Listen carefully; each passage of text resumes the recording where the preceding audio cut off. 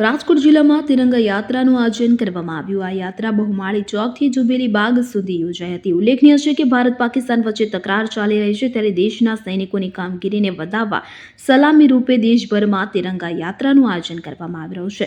રાજકોટમાં પણ દેશ પ્રેમની ભાવના સાથે તિરંગા યાત્રાનું આયોજન કરવામાં આવ્યું હતું। આ યાત્રામાં રાજકીય તથા સામાજિક આગેવાનો સાથે નગરજનો મોટી સંખ્યામાં ઉપસ્થિત રહ્યા હતા।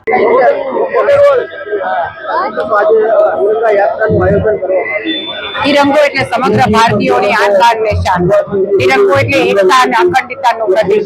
અને આ તિરંગા યાત્રા દ્વારા આપણા વીર સૈનિકો, આપણા વીર જવાનો, આપણા સશસ્ત્ર દળો અને આપણા ખુફિયા એજન્સી અને આપણા વૈજ્ઞાનિકોએ જે ઓપરેશન સિંદૂર દ્વારા સમગ્ર આતંકવાદને જે જડબાતોડ જવાબ આપ્યો છે, એ માટે થઈને આ તમામ લોકોનું મનોબળ વધારવા માટે થઈને એમને સલામ કરવા માટેનો દરેક ભારતીયોની જે ઈચ્છા હતી, એ માટે તિરંગા યાત્રાનું આયોજન કરવામાં આવ્યું છે। ઓપરેશન સિંદૂર એટલે દરેક નારી નું આન બાન અને શાન। ઓપરેશન સિંદૂર એટલે આતંકવાદનો જડબાતોડ જવાબ।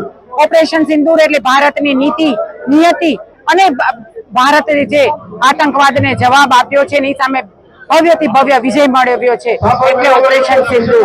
અને એટલા માટે થઈને આ તિરંગા યાત્રા દ્વારા દરેક ભારતીયો રાષ્ટ્ર પ્રથમ, રાષ્ટ્રહિત પ્રથમ એ માધ્યમથી આ તમામ આપણા વીર જવાનોને, તમામ સૈનિકોને એનું મનોબળ વધારવા માટે થઈને અમે પણ આપની સાથે છીએ, અમે પણ આતંકવાદ સામે આપની સાથે છીએ એવું દેખાડવા માટે થઈને આ તિરંગા યાત્રાના માધ્યમથી એક રાષ્ટ્રીય એકતા અને આપણા રાષ્ટ્રહિતની વાત કરવા માટે આવી રહી છે।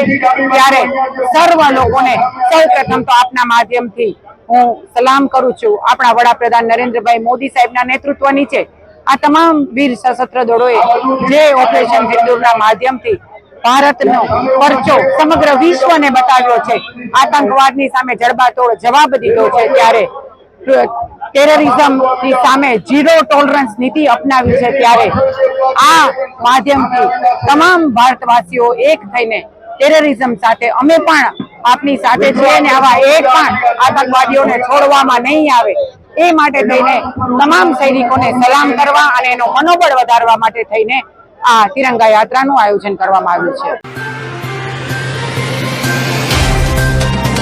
तो व्हाट्सएप, ट्विटर, फेसबुक, इंस्टा जहाँ भी आपका अकाउंट है, इसे शेयर बटन के द्वारा वहाँ पर शेयर करें।